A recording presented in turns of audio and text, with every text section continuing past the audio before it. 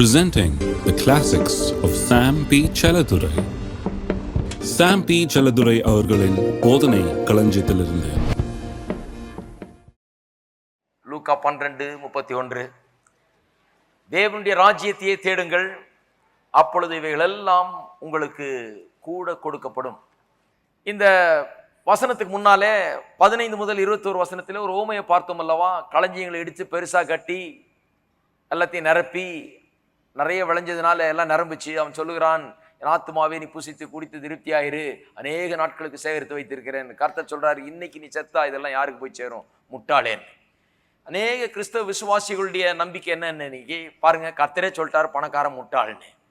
அவன் பெரிய களஞ்சியமெல்லாம் கட்டினா அவனை முட்டாள்னு கர்த்தர் சொன்னார் இல்லையா? ஆகவே பணக்காரன் எல்லாம் முட்டாள்னு கர்த்தர் அப்படி சொல்ல மாட்டார். ஏனென்றால் கர்த்தரே பெரிய பணக்காரர். இருக்கீங்களா? அவரோட பணக்காரர் யாருமே கிடையாது.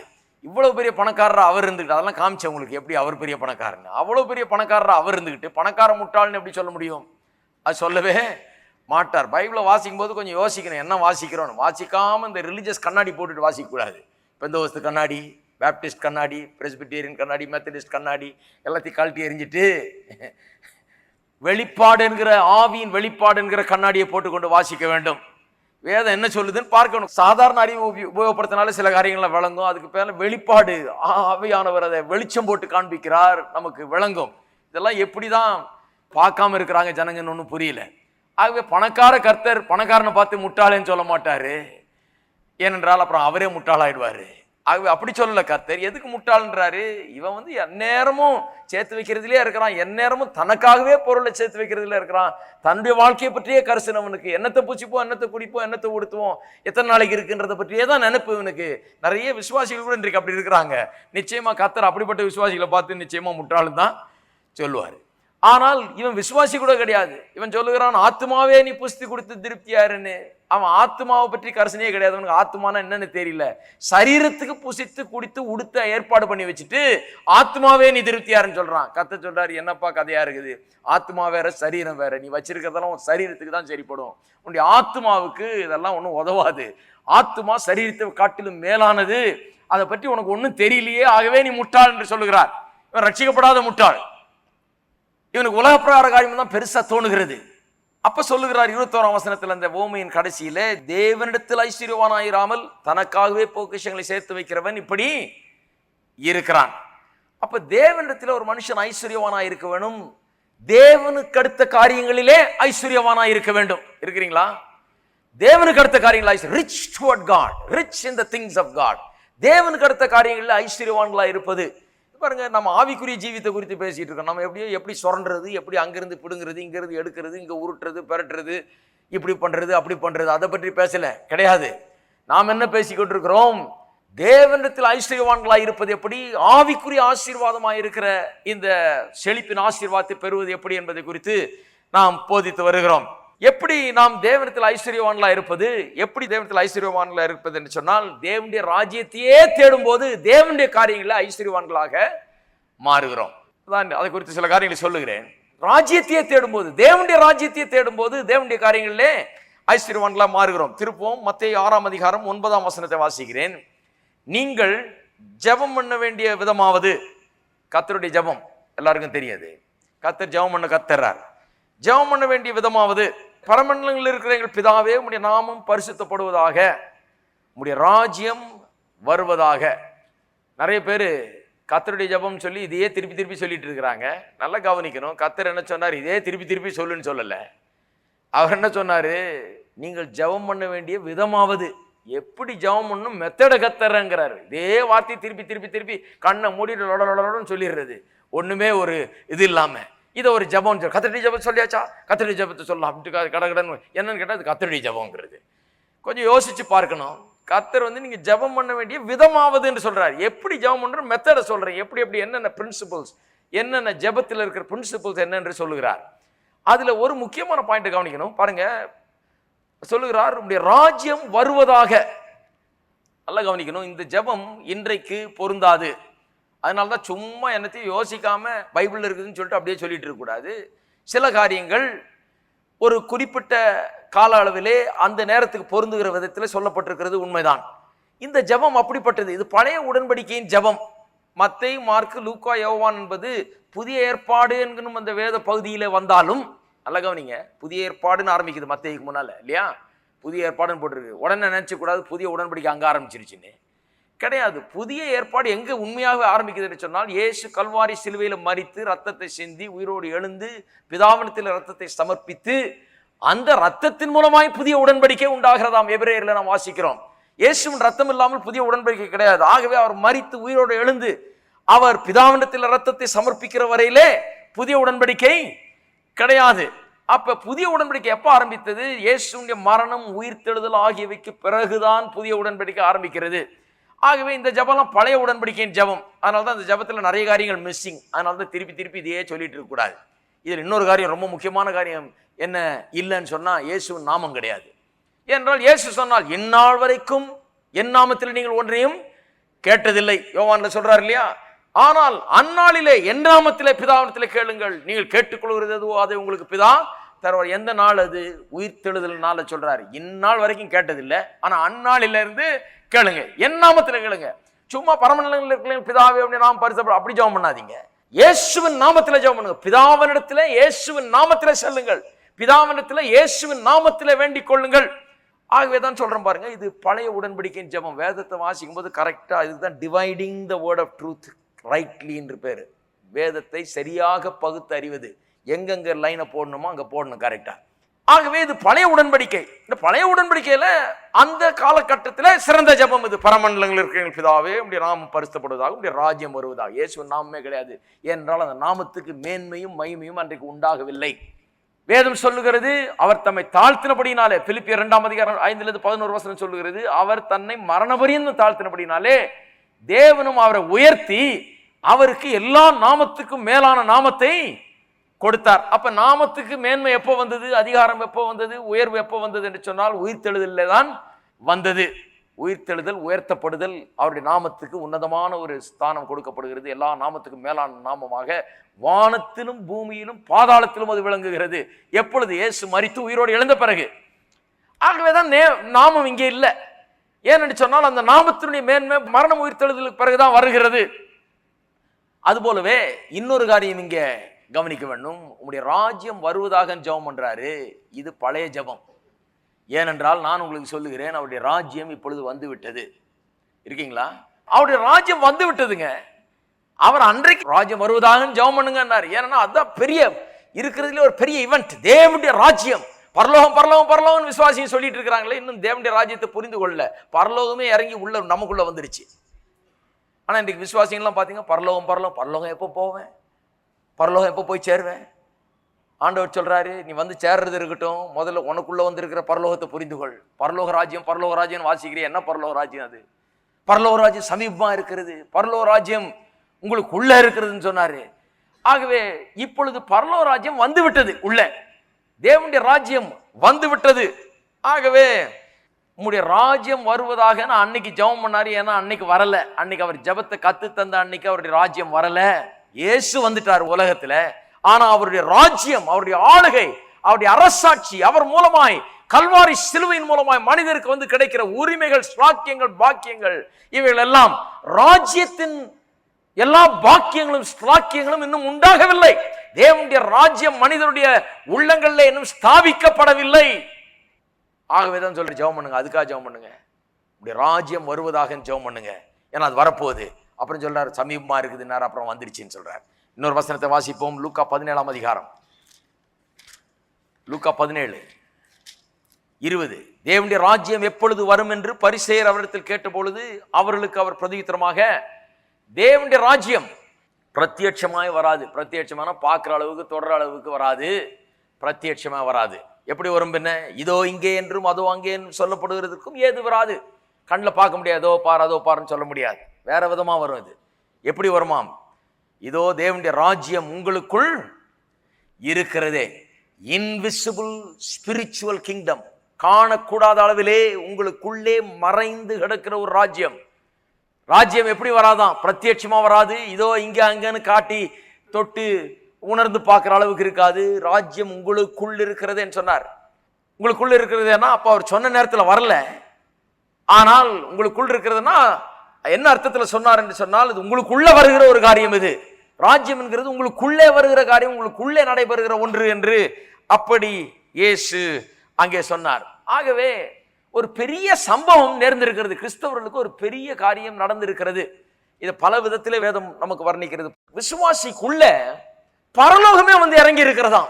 இதனுடைய மேன்மை உணராதவர்கள் தான் பாருங்க ரொம்ப வருந்தத்தக்க ஒரு வாழ்க்கையை வாழ்கிறவர்களா இருக்கிறார்கள். தேவனுடைய ராஜ்யம் உள்ள வந்துருச்சு. ஆகவே இந்த ராஜ்யத்தின் காரியங்களை நாம் புரிந்து கொள்வதுதான் இந்த வாழ்க்கையில ரொம்ப முக்கியம். இந்த ராஜ்யத்தை நாம் தேட வேணும். பரலோக ராஜ்யத்தை அங்க தேடுறது இல்ல, பரலோகத்தை தேடுறது இல்ல. இங்கே உள்ளே வந்து இறங்கி இருக்கிற அவருடைய அரசாட்சி, இதை நாடுகிறவர்களாக, இதை தேடுகிறவர்களாக இருக்க வேண்டும். ஆகவே ஆவிக்குரிய ஜீவியம் தான் இன்னைக்கு எப்படிப்பட்டது? ஆவிக்குரிய ஜீவியம் உள்ளே வந்திருக்கிற இந்த தேவனுடைய ராஜ்யத்தை அறிந்து, இது எப்படிப்பட்டது, இதனுடைய காரியங்கள் என்ன என்பதை புரிந்து, இதை குறித்த ஒரு வெளிப்பாடு, அறிவு நமக்கு உண்டாகிறது தான் இன்றைக்கு ஆவிக்குரிய ஜீவியமே தவிர, எங்கேயோ சும்மா போய் என்னமோ கூப்பாடு போட்டோம், கண்ணீர் விட்டோம், அதை பண்ணோம், இதை பண்ணோம், உருண்டோம் பிறண்டோம், அதல்ல தேவனுடைய ராஜ்யம். தேவனுடைய ராஜ்யம்னா ஏதோ வரப்போகுது, என்னைக்கோ நடக்க போகுது, என்னைக்கோ எல்லாம் எடுத்துக்கொள்ளப்பட போறோம், என்னைக்கோ நடக்க போகிறது என்பது அல்ல. அது நடக்க போகிறது, அது வேற. தேவனுடைய ராஜ்யம் என்பது ஏற்கனவே நமக்குள்ளே வந்து விட்டது. பிரத்யட்சமாய் வராது, இங்கே அங்கேன்னு சொல்லுகிறதுக்கு ஏது வராது, அது உங்களுக்குள்ளே இருக்கிறது என்று இயேசு சொல்லுகிறார். ஆகவே இது ஆவிக்குரிய ஜீவியம் என்பது உள்ளத்துக்கு அடுத்த காரியங்கள். கவனிச்சிங்களா? காணக்கூடாத அளவிலே உள்ளத்திலே இருக்கிற காரியங்கள். இது சட்டைக்கு அடுத்த காரியங்கள் இல்ல. இந்த வேட்டியை கழட்டின அந்த வேட்டியை மாட்டின, அந்த சட்டையை கழட்டின இந்த சட்டையை மாட்டின நாக்கும், இதை கழட்டின நாக்கும், அதை போட்ட நாக்கும், இதை தூக்கி எறிஞ்ச நாக்கும். இதற்கு தேவனுடைய ராஜ்யத்துக்கு சம்பந்தம் கிடையாதுங்க. தேவனுடைய ராஜ்யம் என்கிறது உள்ளே இருக்கிற ஒன்று. உள்ள என்னமோ அற்புதமான ஒன்று நடந்திருக்கிறது. பரலோகம் வந்து இறங்கி இருக்கிறது. இங்கிலீஷ்ல ஒரு பாட்டு பாடுவோம். அந்த காலத்துல, நான்லாம் வாலிபனா இருந்த காலத்துல பாடுவோம். Heaven came down and glory filled my soul என்று எங்க பார்த்தாலும் பாடுவாங்க. அது ஆனா புரிஞ்சுதான் தெரியல. எனக்கே புரியல. அந்த காலத்துல அத்தனை தடவை பாடி இருக்கிறாங்க. நின்று எத்தனை தடவை சோலோவெல்லாம் பாடியாச்சு.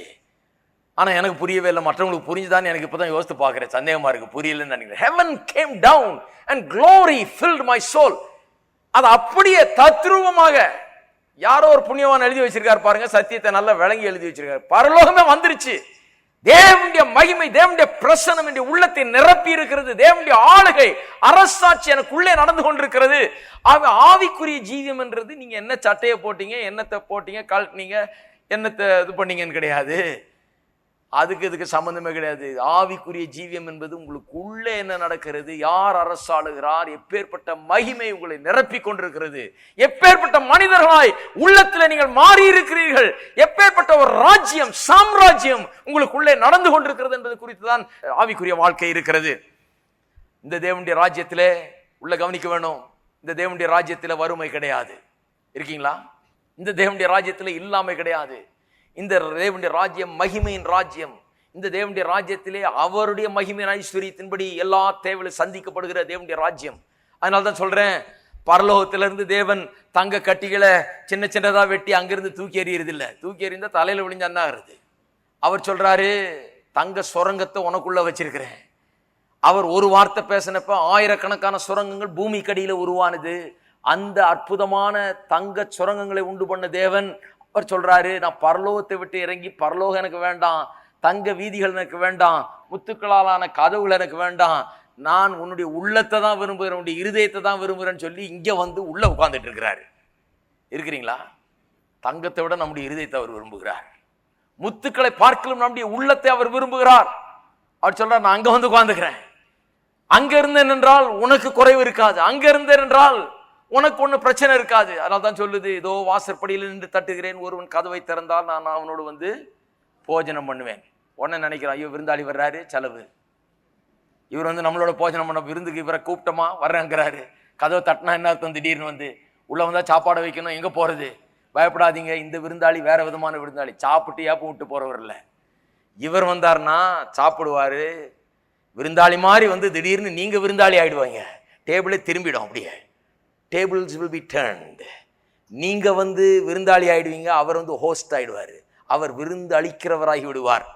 அன்றையிலிருந்து உங்களுக்கு விருந்து தான். ஆகவேதான் இயேசுவை சொந்த இரட்சகராய் ஏற்றுக்கொள்ளாதவர்கள் இயேசு உங்கள் உள்ளத்தில் இன்றைக்கு தட்டி கொண்டிருக்கிறார். இயேசுக்கு உள்ளத்தை திறக்கிறதுக்கு ஒருவர் தயங்கக்கூடாது. உள்ளத்தை திறவுங்கள், ஏனென்றால் திறந்தா அவர் வருவார். உங்ககிட்ட சாப்பிட்டு போறது, உங்கள்கிட்ட இருந்து பிடிங்கிட்டு போறதுக்கு வரல. அவரு உங்கள்கிட்ட இருந்து இருக்கிறத வாங்கிட்டு போறதுக்கு வரல. அவர் வந்து உங்களுக்கு தினந்தோறும் விருந்து படைக்க வருகிறார். இருக்கீங்களா? என்ன ஒரு ஆசீர்வாதமான ஒரு வாழ்க்கை பாருங்க, கிறிஸ்தவ வாழ்க்கை. எல்லாரும் சொல்லுங்க, தேவனுடைய ராஜ்யம் எனக்குள்ளே இருக்கிறது, எனக்குள்ளே இருக்கிறது. இயேசு ராஜா அங்கே அரசாண்டு கொண்டிருக்கிறார். இதன் மேன்மையை, இதன் ஆசீர்வாதத்தை, இதன் உன்னத தன்மையை புரிந்து கொள்வதே, அதை குறித்த வெளிப்பாட்டை பெற்றுக்கொள்வதே ஆவிக்குரிய வாழ்க்கை. இதுதான் ஆவிக்குரிய வாழ்க்கை. என்னத்துக்கு சபைக்கு வர்றோம்? சபைக்கு வர்றதுக்கு ஏதோ சும்மா அட்டெண்டன்ஸ் கொடுத்துட்டு போறதுக்கு வரல. இதை புரிந்து கொள்றதுக்கு, என்ன நடந்திருக்குதுன்னு உள்ள இருக்கிற காரியங்களை குறித்த வெளிப்பாட்டை, உள்ள இருக்கிறதுனால பிரசங்கம் பண்ண வேண்டியதா இருக்குது. நீங்க கண்ணால பார்க்க முடியாதனாலதான் வெளிப்பாட்டை பிரசங்கம் பண்ணுகிற பிரசங்கியாரா நான் இருக்கிறேன். கண்ணால காணக்கூடாத காரியங்களை வார்த்தைகளால் உங்களுக்கு எடுத்து உரைக்கக்கூடிய தேவனுடைய வார்த்தையை கொண்டு நான் எடுத்து சொல்லி கொண்டிருக்கிறேன். இந்த அற்புதமான காரியங்கள், கண்ணுக்கு மறைந்திருக்கிற காரியங்கள், ஆவிக்குரிய காரியங்களை பிரசங்கிப்பதுதான் பிரசங்கம். இது சும்மா ஏதோ மாரல் இன்ஸ்ட்ரக்ஷன் கொடுத்துட்டு போல வரல. வெளிப்பாடு இங்க பிரசங்கம் பண்றது. Revelation we are preaching. ஒரு கதை சொல்லி அதுல 3 பாயிண்ட் சொல்லிட்டு போல வரல. நான் இந்த கதைக்கு இதுதான் அர்த்தமாக்கும் சொல்றாங்க. என்ன அருமையா ஒரு கதையை சொல்லி அதுல 3 பாயிண்ட் சொன்னாரியா அப்படின்னா அது இல்ல பிரசங்கம். பிரசங்கிறது வெளிப்பாடு. வெளிப்பாடுன்னு சொன்னா உள்ள மறைந்து கிடக்கிற காரியங்களை எடுத்து வியக்கத்தக்க விதத்திலே, ஆச்சரியப்படத்தக்க விதத்திலே புரிந்து கொள்ளும்படி அதை விளக்குவதுதான் வெளிப்பாடு. அதுதான் கிறிஸ்தவ பிரசங்கம். அதுக்கு தான் இன்றைக்கு வந்திருக்கிறோம். ஆகவே அவர் சொல்றாரு, அவரே இங்க வந்துட்டாரு, ராஜ்யமே இங்க வந்துருச்சு. பரலோக ராஜ்யத்துல ஒன்றும் பிரச்சனை கிடையாது, அங்க வறுமை கிடையாது, அங்க இதெல்லாம் கிடையாது. ஆகவே அவரே வந்துட்ட பிறகு நாம என்ன பண்ணணும்? இதையே இப்ப தேடணும். எதையே தேடணும்? பரலோகத்தையே தேடிட்டு இருக்கக்கூடாது. நிறைய பேர் அதான் சீக்கிரம் பரலோகம் போய் சேர்ந்துட்டாங்க. ஏன்னா அதையே தேடிட்டு இருந்தாங்க. என்னைக்கு ஆண்டவரே, இன்னைக்கா நாளைக்கா, எப்பவும் நான் ரெடி, நான் அங்க வந்துடுறேன் ஆண்டவர்ன்றதுனால அதே கவனமா இருக்கிறாங்க எல்லாரும். ஆண்டவர் சொல்றாரு, இங்கே இருப்பா, உனக்கு இங்கே நீ அவசியம், எனக்கு வேலை இருக்குது, அதனால தான் உன்னை அங்கே வச்சிருக்கிறேன், அதனால தான் ஆவியானவர் அனுப்பிச்சிருக்கேன், அதனால தான் வசனத்தை கொடுத்துருக்கிறேன், அதனால தான் வல்லமை உனக்கு, அதனால தான் மீட்பு, அதனால தான் எல்லாம் கொடுத்துருக்கிறேன். நீ என்ன அங்கே வரேன்னு துடிச்சிட்டு இருக்கிறியே, இங்கே இருங்கிறாரு. நிறைய பேருக்கு அது புரியுறது இல்லை பாருங்க. இப்போ என்னன்னா, ராஜ்யமே இங்க வந்து விட்டதுனால, அது ராஜாவே இங்க வாசம் பண்ணுகிறதுனால இப்ப கவனம் எல்லாம் இங்கே இருக்க வேண்டும். ஆனால் தான் மத்தேயு 6:33 எப்படி வாசிக்கிறோம்? முதலாவது தேவனுடைய ராஜ்யத்தையும் அவருடைய நீதியும் தேடுங்க. எல்லாம் சொல்லுங்க, முதலாவது. ஏன்னா லூக்கா 12:31 தேவனுடைய ராஜ்யத்தையே தேடுங்கன்னு சிலர் நினைச்சிடக்கூடாது. இனிமே வேலையெல்லாம் விட்டுற வேண்டியதாங்க, வெறும் தேவனுடைய ராஜ்யத்தை தேட போறேன், பள்ளிக்கூடத்தில் நிறுத்திடலாம், ஏன் இவ்வளவு கஷ்டப்பட்டு ராவும் போலும் விழுந்து படிப்பானே, எல்லாத்தையும் நிறுத்தி விட்டு தேவனுடைய ராஜ்யத்தை கிடையாது. என்ன சொல்லியிருக்கு, என்ன அர்த்த வேத வசனம் வந்து பாருங்க, ரொம்ப அற்புதமான ஒரு காரியம். முட்டாள்தனம் கிடையாது இதெல்லாம். எது வாழ்க்கையில முதல்ல வர வேணும், எது பிரதானமா இருக்க வேணும் என்ற வாழ்க்கையில அதை திட்டவட்டமா, அதுக்கு தான் விளக்கம் அங்க மத்தேயுல சொல்லப்பட்டிருக்கிறது. முதலாவது தேவனுடைய ராஜ்யத்தையும் அவருடைய நீதியும் தேடுங்க. எல்லாம் சொல்லுங்க, முதலாவதுன்னு சொன்னா உங்களுடைய வாழ்க்கையில இது முதலாவது இருக்க வேணும். நீங்க படிக்கலாம், நீங்க வேலைக்கு போகலாம், நீங்க தொழில் செய்யலாம், நீங்க கம்பெனி நடத்தலாம், நீங்க எல்லாம் பண்ணலாம், பல முயற்சிகளில் ஈடுபடலாம். ஆனால் உங்களுடைய வாழ்க்கையில பிரதானமா இருக்க வேண்டியது என்ன? இன்றைக்கு உங்களுடைய உள்ளத்தை தொட்டு பார்க்க பாருங்க, எது பிரதானமா இருக்குது வாழ்க்கையில. ஆவிக்குரிய ஜீவனா அதுதான். ஆவிக்குரிய ஜீவனை சும்மா நான் சொன்ன போல சட்டையை கழட்டி சட்டையை மாத்துறது இல்ல. எது பிரதானமா இருக்கிறது? முதலாவது தேவனுடைய ராஜ்யத்தை தேடுங்கள், அவருடைய நீதியும் தேடுங்கள், அப்பொழுது இவையெல்லாம் உங்களுக்கு கூட கொடுக்கப்படும். நிறைய பேர் சொல்றாங்க, தேவனுடைய ராஜ்யத்தை தேடுகிறதுனா என்னன்றது சில நேரத்தில் புரிந்து கொள்கிறது இல்லை. ஏனென்றால் அவள் நினைக்கிறாங்க எல்லாம் பண்றதெல்லாம் தேடுறது தான். ஏதோ ஒரு கூட்டத்துக்கு போனால் தேவனுடைய ராஜ்யத்தை தேடணும், அங்கேயும் இங்கேயும் அலைஞ்சு அதையும் இதையும் தேடி அங்கேயும் இங்கேயும் ஓடனா தேவனுடைய ராஜ்யத்தை தேடிட்டோன்னு நினைக்கிறாங்க. ஒருத்தர் சொல்றாரு, எல்லா கூட்டத்துக்கும் போயிடுவேங்க, நான் எல்லாம் எங்கெங்க என்னென்ன வைக்கிறாங்களோ அங்கெல்லாம் போயிடுவேன், என்ன நடக்குதோ அதெல்லாம் நான் செய்வேன் அப்படிங்கிறார். அதில் தேவனுடைய ராஜ்யத்தை தேடுவது. அவங்க எப்படி தேடுறாங்க? தேவனுடைய ராஜ்யத்தை தேடல. அவங்க அங்கங்கே போய் அங்கங்கே கண்ணீர் விட்டு, அங்கங்கே கூப்பாடு போட்டு, அங்கங்கே உருண்டு பிறண்டு, அங்கங்கே அழுது, அங்கங்கே வேண்டிக்கிட்டு, அங்கங்கே அதையும் எதையும் நாடி அலைந்து கொண்டிருக்கிறார்கள். அது தேவனுடைய ராஜ்யத்தை தேடுறதல்ல, அது வேற எதையோ ஒன்று தேடிட்டு இருக்கிறாங்க அவங்க. தேவனுடைய ராஜ்யத்தை தேடுவதென்றால் என்ன? தேவனுடைய ராஜ்யத்தை தேடுவது என்று சொன்னால், இங்கே உள்ள இருக்கிற இந்த அரசாங்கம், தேவனுடைய ராஜ்யம், அதனுடைய ராஜா எப்படிப்பட்டவர், அதனுடைய ஆளுகை எப்படிப்பட்டது, அதனுடைய காரியங்கள் எப்படிப்பட்டது, அதனுடைய தன்மை எப்படிப்பட்டது, அதனுடைய அதிகாரம் வல்லமை எப்படிப்பட்டது, அதனுடைய உரிமைகளும் ஸ்லாக்கியங்களும் எப்படிப்பட்டது, இப்படிப்பட்ட காரியங்களை குறித்த வெளிப்பாட்டை பெற்றுக்கொள்வதுதான் தேவனுடைய ராஜ்யத்தை தேடுவது. எல்லா இடத்துலையும் போய் ஒரு கூப்பாடு போட்டு வந்து வேண்டிக்கிட்டு, நான் அங்க போய் வேண்டிக்கிட்டேங்க, அவர் என் தலையில கை ஜெபம் பண்ணாருங்க, இவர் பண்ணாருங்க, அவர் எனக்கு இது சொன்னாருங்க, இவர் இதெல்லாம் தேவனுடைய ராஜ்யத்தை தேடுறது. நல்லா கவனிக்க வேண்டும். ஏன் சொல்றேன்னா, நிறைய பேர் அப்படி நினைச்சிட்டு இருக்காங்க, நான் தேவனை தானே தேடுறேன், நான் தேவனுடைய ராஜ்யத்தை தானே தேடுறேன். கிடையாது, தேவனுடைய ராஜ்யத்தை தேடல. அது வீண் முயற்சி. அதெல்லாம் மனுஷனை தேடுறது. சும்மா வரம் பெற்ற தேவதாசர்களை தேடுறது, மனுஷனை தேடுறது, அதை தேடுறது, இதை தேடுறது, பிரச்சனைகளுக்கு பதில தேடி ஓடுறது, அது வேற. தேவனுடைய ராஜ்யத்தை தேடுவது என்று சொன்னால், இந்த உள்ளே இருக்கிற இந்த ராஜ்யம், இதனுடைய ராஜா எப்படிப்பட்டவர், இதனுடைய மேன்மை என்ன, இதனுடைய அதிகாரம் என்ன, இதனுடைய வல்லமை என்ன, இதனுடைய செழிப்பு என்ன, இதனுடைய ஆசீர்வாதம் என்ன, இதனுடைய உரிமைகள் என்ன, இதனுடைய ஸ்லாக்கியங்கள் என்ன என்பவைகளை புரிந்து கொள்வதுதான் தேவனுடைய ராஜ்யத்தை தேடுவது. அதுக்கு முயற்சி எடுக்கிறீங்களா? அதுக்குரிய வெளிப்பாட்டை பெறுகிறீர்களா? அப்படி பெறுகிறீர்கள் என்று சொன்னால் தேவனுடைய ராஜ்யத்தை தேடுகிறவர்களா இருக்கிறீங்களா? ஆகவே அருமையானவர்களே, எல்லாம் பண்ணுகிற இந்த ஆவிக்குரிய முயற்சி இருக்குது பாருங்க, அங்கே இங்கே ஓடுறது, இதெல்லாம் தேவனுடைய ராஜ்யத்தை தேடுகிறது என்று சொல்லிவிட முடியாது.